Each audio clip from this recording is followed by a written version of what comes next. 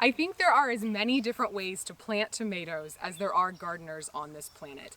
Everyone has their own tips and tricks and advice. What it comes down to is, do you end up with healthy plants and loads of tasty tomatoes? If so, share your tricks in the comments below. If not, it may be time to reevaluate your strategy. I'm working on transplanting some of my tomato plants today, so I thought I'd share with you my top tips for transplanting tomatoes. Tip number 1, if you can at all help it, try to transplant tomatoes on an overcast, calm day, preferably later in the afternoon.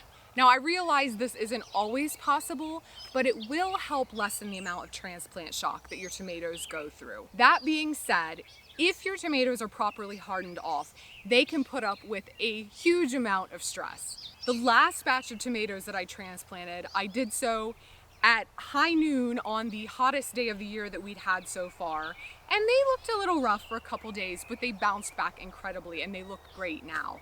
Tip number 2 is never handle your plants by the stem. So when you remove them from your transplant pot, give it a squeeze and gently remove it from the pot. Then rough up the roots just a bit to break up that root ball.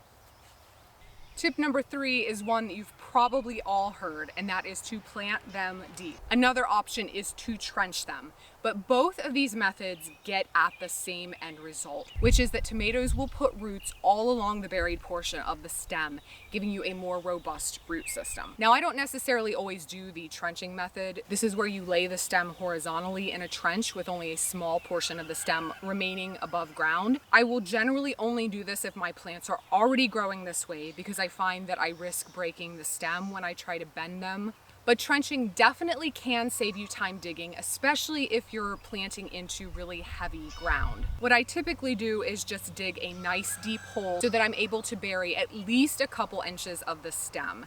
When I do either method, I will pinch off all of the bottom leaves and branches so that I have just a bare stem, which is buried under the soil.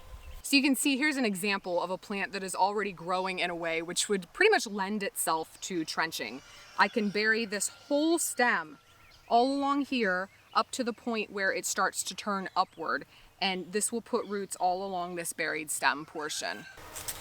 So to plant a tomato like this, I'm just going to come along and make truly just a trench here in the ground, just a few inches deep to cover up that stem. And then I'm going to need a little bit of a deeper section to bury the root ball. Again, I'm going to gently dislodge that from the pot. Rough up those roots just a little.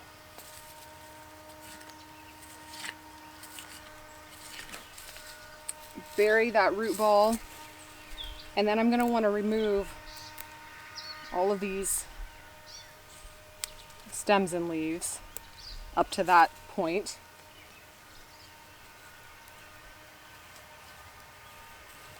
And then that stem is just going to get buried under the soil. My other option is just to dig a nice deep hole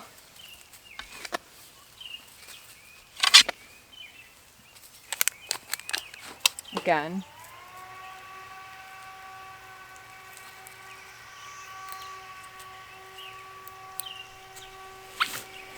And I want to bury that up to about there.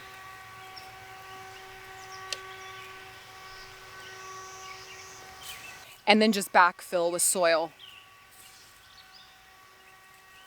Tip 3A is to remember when planting to give them adequate space.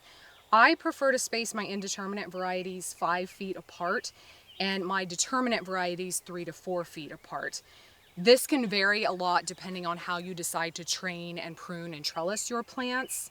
But keep in mind the finished size of your plants or how big they will grow at maturity, and that providing them with more air circulation typically equates to healthier plants, especially if you're growing in areas where things like bacterial or fungal foliar diseases are an issue. Think things like septoria leaf spots, blights, bacterial spot, or speck. Tip number 4 is to feed when planting. Now, if you have amazing, nutrient-dense, rich soil, you can skip this step, and I'm very jealous of you. But for the rest of us, Giving your tomatoes a little boost when planting will really help them out. My preference is to skip the synthetic fertilizers, which will give your tomatoes an initial amazing boost of growth, but at the expense of their long-term health. So often what happens is they'll get this artificial surge of growth, put on a lot of foliar growth, look really nice and green, but the plant structure itself is not as strong, and that is not good in the long run. Instead, I like to opt for fertilizers with naturally derived ingredients. Some examples would be things like bone or blood meal, alfalfa meal, humic acids, kelp meal, and trace minerals. If your soil is low in calcium, you may also look for a fertilizer that has that as an added ingredient, or add it separately, because the addition of calcium will help fend off blossom end rot.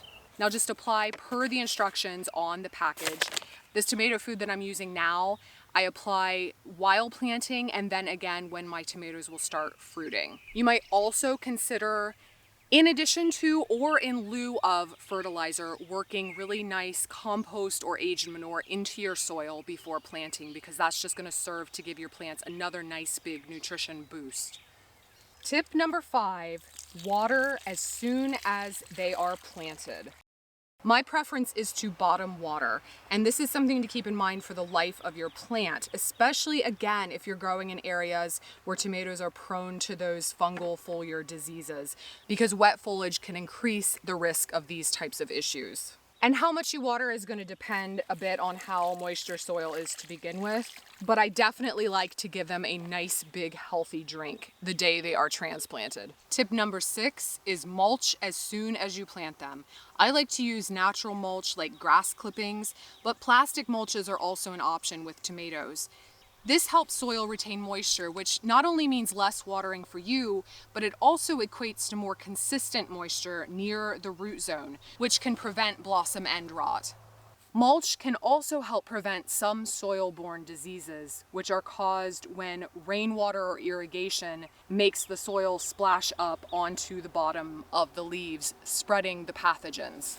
And tip number 7, make sure that your trellis or cage or support or whatever you're going to use to help support your tomatoes is up before planting your tomatoes or as soon as possible afterward. Please do not think, I've got my tomatoes planted, I'll come back in a week and pop the cages on. They grow like weeds. I have had my tomatoes grow so much in a week or two that I've come back later to put the cages on and I can't even get a cage around my tomatoes without breaking off branches. And even if you're going for the single stake method, it's much easier to do when your tomatoes are small. And be sure to pick trellises or supports that are appropriate to the mature size of your tomato. Save yourself the heartache, and unless you are growing like a micro mini dwarf, do not buy the tomato supports from the big box store because they are completely useless. Heavy duty cages work really, really well for determinate varieties, but indeterminates take even more staking power. My go-to is the homemade cattle panel trellis, but homemade heavy duty stakes, different types of trellises, the Florida weave, all of these are options. Just make sure to have that decision made and have your supplies ready to go before you plant your tomatoes. So those are my top tips for successfully transplanting tomatoes. I've got a lot more to get planted, so I'm gonna get going. But if you find content like this useful, please consider subscribing to my channel, Growfully with Jenna. Thanks for watching, and I'll see you next time.